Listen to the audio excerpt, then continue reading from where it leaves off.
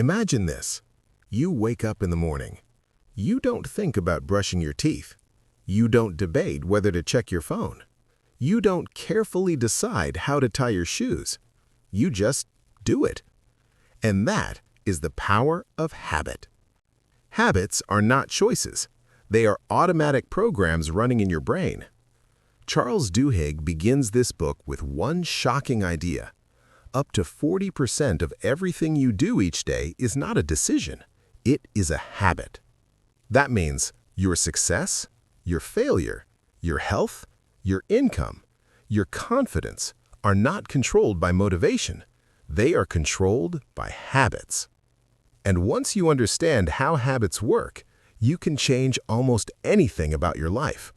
This audiobook will teach you why habits exist, how they control your brain, and how to change them permanently. Let's begin. Chapter 1. The Habit Loop, the Neurology of Habits. In the late 1990s, scientists at MIT studied rats. Not humans, rats. They placed rats in a simple maze. At first, the rats were confused. They sniffed walls. They made mistakes. Their brains were working very hard. But after repeating the maze again and again and again, something strange happened. The rats stopped thinking. Their brains became quiet. The rats ran the maze automatically. This is when scientists discovered something powerful. Inside your brain, there is a loop. It has 3 parts: cue, the trigger; routine, the action; reward, the satisfaction. This is called the habit loop. Let's break it down simply. Part 1. The cue. A cue is a signal. It tells your brain, go into automatic mode. Examples: feeling bored, seeing your phone, stress after work, waking up in the morning. Your brain loves cues because they save energy. Part 2. The routine. This is the behavior. Scrolling social media, eating junk food, smoking, exercising, studying. Good habit or bad habit, the brain doesn't care. Part 3. The reward. This is the key. The reward tells your brain, remember this loop, it's useful. Rewards can be pleasure, relief, comfort, dopamine. Once your brain likes the reward, the habit becomes stronger. Why habits never really die? Here's the scary truth. Habits never disappear. They stay hidden in your brain. That's why old addictions come back. Bad habits return during stress. People relapse. You don't delete habits, you replace them. And that brings us to the next chapter. Chapter 2. The Craving Brain. Why habits become addictive. Habits are not random. They follow a loop. Cue, routine, reward. But here's the question. If habits are so simple, why are some of them impossible to stop? Why do people know smoking is harmful, yet still light another cigarette? Why do we open social media even when we promised ourselves we wouldn't? The answer is not discipline. The answer is craving. The discovery of craving. Scientists at MIT noticed something strange. As rats repeated the maze, their brains didn't just become quiet. They started showing anticipation. The moment the rats saw the cue, a click sound at the maze entrance, the brain lit up. Not when the reward arrived, but before. This meant one thing. The brain was no longer responding to the reward. It was craving it. And craving is what powers habits. Craving is the real habit engine. Let's make this simple. You don't crave brushing your teeth. You crave a fresh feeling, a clean mouth, confidence. You don't crave checking your phone. You crave novelty, validation, relief from boredom. The habit itself is not the point. The feeling after is. Once your brain starts craving a reward, the habit becomes automatic, powerful, relentless, hard to stop. The toothpaste story. Pepsodent. In the early 1900s, almost nobody brushed their teeth. Dentists existed. Tooth decay existed. But brushing? Not a habit. Then a man named Claude Hopkins, an advertising genius, changed the world. He didn't talk about health. He didn't talk about cavities. Instead, he created a craving. His ad said, "Run your tongue across your teeth. Feel that film?" That film became the cue. Then he promised, Pepsodent will remove it. And the reward? A cool, tingling sensation. That tingling didn't clean teeth. It felt like cleanliness. People began craving the feeling. Within a decade, toothbrushing became universal, not because of logic, because of craving. Why modern apps are addictive? Now think about social media. Notifications, likes, messages. They are not accidental. They are engineered cues. The reward is unpredictable, and unpredictable rewards create stronger cravings. Your brain keeps thinking, maybe the next swipe. This is the same mechanism used in casinos, slot machines, gambling apps. Once craving exists, willpower becomes weak. Why motivation fails? Most people try to change habits like this. I'll try harder. I'll be more disciplined. I'll use motivation. That doesn't work because habits don't respond to motivation. They respond to cravings. If the craving stays, the habit stays. The secret formula. Here is the key idea of this chapter. To change a habit, you must change the craving. Not eliminate it. Redirect it. Same cue, same reward, different routine. This leads us to the most important rule in the book, the golden rule of habit change. Preview. You cannot eliminate a bad habit, but you can replace it. You keep the cue, the reward, and change the routine. This is the golden rule of habit change. And in the next chapter, you'll learn exactly how to apply it, with real examples, real people, real transformation. Chapter 3. The Golden Rule of Habit Change. By now, you understand something most people never realize. Habits don't exist because you are weak. They exist because your brain is efficient. Your brain is designed to save energy, and habits are energy-saving shortcuts. So the question is not, how do I stop a bad habit? The real question is, how do I rewire it? Charles Duhigg calls this answer the golden rule of habit change. The golden rule, simple but powerful. Here it is. You can't erase a habit, but you can replace it. Every habit has a cue, a routine, a reward. To change the habit, keep the cue, keep the reward, change the routine. This is not theory. This is neuroscience. The smoking experiment. Researchers studied smokers who failed again and again to quit. They noticed something interesting. People didn't smoke just for nicotine. They smoked for stress relief, social connection, mental breaks. When researchers asked smokers to identify their cue, identify their reward, then replace smoking with walking, deep breathing, talking to someone, many succeeded. Why? Because the craving was satisfied. The snacking example. Let's make this personal. Imagine this habit. Every afternoon at 4 p.m., you crave a cookie. Cue, time of day, 4 p.m. Routine, eat a cookie. Reward, energy, comfort, social interaction. One experiment showed people weren't craving sugar. They were craving conversation. When they replaced the cookie with talking to a colleague, the craving disappeared. Same cue, same reward, different routine. How to apply the rule step by step. Step 1. Identify the routine. What is the habit behavior? Scrolling, snacking, procrastinating? Be honest. Step 2. Experiment with rewards.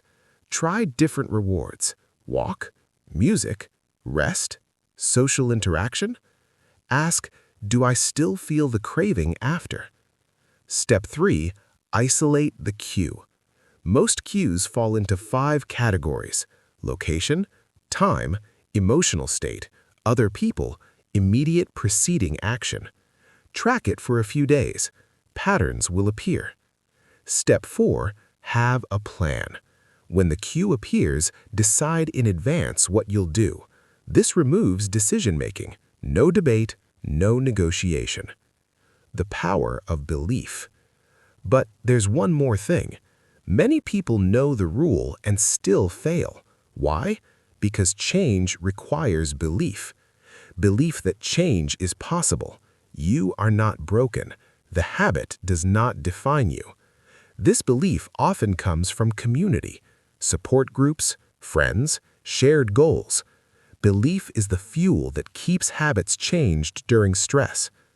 Why habits return under pressure? Stress shuts down logic. When life gets hard, the brain returns to old loops. That's why diets fail, addictions relapse, old behaviors return. Only habits backed by belief survive chaos. Chapter 4. Keystone Habits, the small changes that change everything. Imagine this. A woman wakes up one morning and decides to do one simple thing. She starts exercising. That's it. She doesn't plan to change her diet. She doesn't plan to improve her career. She doesn't plan to fix her relationships. Just exercise. But months later, she's eating healthier. She's more productive at work. She's calmer under stress. She drinks less alcohol. She's more confident. How did one habit do all that? The answer is keystone habits. What is a keystone habit? A keystone habit is a habit that triggers other positive habits, creates a chain reaction, changes how you see yourself. It's not just one action, it's a foundation. When keystone habits change, everything else starts falling into place. Exercise, the most powerful keystone habit. Charles Duhigg shares this surprising fact. People who start exercising eat better without trying, become more productive, use credit cards less, feel less stress, show more patience. Why? Because exercise changes identity. The brain starts thinking, I am someone who takes care of myself. And once identity changes, behavior follows. Willpower is a skill, not a trait. For a long time, people believed willpower was something you either had or didn't. But research proved something shocking. Willpower is like a muscle. It can be trained, strengthened, exhausted. And keystone habits train willpower automatically. The Starbucks story, self-control training. Starbucks doesn't just train employees to make coffee, they train them to handle stressful customers. Employees are taught pause, breathe, follow a script, not to argue, not to react emotionally. This repetition builds willpower habits, so when stress hits, employees respond automatically, just like a habit. Why discipline fails without systems? Most people rely on motivation. Motivation fades. Keystone habits don't depend on motivation. They create systems. When systems exist, you don't argue with yourself. You don't negotiate. You just act. This is why successful people seem disciplined. They are not stronger. They are better programmed. How to find your keystone habit? Ask yourself, which habit improves multiple areas of my life, changes how I see myself, makes other habits easier? Common keystone habits: daily exercise, morning routine, reading, journaling, planning the day. You don't need many, you need one. Why most people fail here? They try to change everything all at once. That overwhelms the brain. Keystone habits work because they are simple, small, powerful. Change one lever, the machine moves. Chapter 5. Starbucks, Willpower, and the Habit of Self-Control. Picture this. You're tired. A customer is angry. They shout at you for something that isn't your fault. Your heart rate increases, your emotions rise, your brain wants to react. Most people do, but some don't. Why? Because self-control can be trained, and Starbucks knows this. Starbucks' secret weapon. Starbucks has thousands of employees, different personalities, different backgrounds. Yet across the world, their behavior under pressure is similar. Calm, polite, controlled. This is not luck, it is habit design. The latte method. Starbucks teaches employees a simple habit loop. L, listen. A, acknowledge. T, take action. T, thank. E, explain. When stress hits, employees don't think, they follow the script. Q, angry customer. Routine, latte method. Reward, conflict resolved, sense of control. This turns emotional control into a habit. Willpower is not about saying no. Most people think willpower means resisting temptation. That's wrong. Willpower means having a plan, following a script, removing emotion. The moment you debate with yourself, you've already lost. The science of self-control. Researchers discovered people with strong willpower are not constantly resisting temptation. They avoid it, or they respond automatically. They don't rely on emotion, they rely on habits. Why decision fatigue destroys you? Every decision drains energy. What to wear, what to eat, what to do next. Successful people reduce decisions. They eat similar meals, follow routines, schedule important tasks early. Less decisions means more willpower. How to build your own self-control habit. Identify emotional triggers. Write a response plan. Practice it repeatedly. Use it automatically, just like Starbucks. The dark side of willpower. Willpower is finite. Stress drains it. Lack of sleep drains it. Hunger drains it. This is why people relapse under pressure. Bad habits return at night. You don't fail, your willpower gets exhausted. Systems protect you when willpower disappears. Chapter 6. How companies predict and exploit your habits. Imagine this. A company knows something about you before your family does. They know you're pregnant, you're about to move, you're changing your lifestyle, and you never told them. This is not science fiction. This is real, and the company is Target. The Target prediction story. Target collects data. Every purchase, every click, every habit. Lotion, vitamins, unscented soap, cotton balls. Individually, they mean nothing. Together, they tell a story. Target's analysts discovered pregnant women change buying habits in predictable ways. So, Target created a pregnancy prediction score. They could send baby-related ads before a woman announced her pregnancy. The scandal. One day, a father walked into a Target store furious. He shouted, "Why are you sending my teenage daughter baby ads?" Days later, he apologized. Target was right. The daughter was pregnant. Why this works. Habits plus life changes. Big life changes break old habits. Marriage, pregnancy, new job, new city. During these moments, the brain is vulnerable. Companies rush in to build new habits. That's how brands are born. How marketing hides inside habits. Target learned something critical. If ads are too obvious, people resist. So they mixed baby coupons, random household items. The ads felt normal, safe. Habit-based marketing doesn't feel like manipulation. It feels like coincidence. Why you feel drawn to brands. It's not preference, it's habit. Your brain says, this feels familiar, this feels safe, and familiarity feels like trust. How to protect yourself. You don't need to reject technology. You need awareness. Ask, why do I want this now?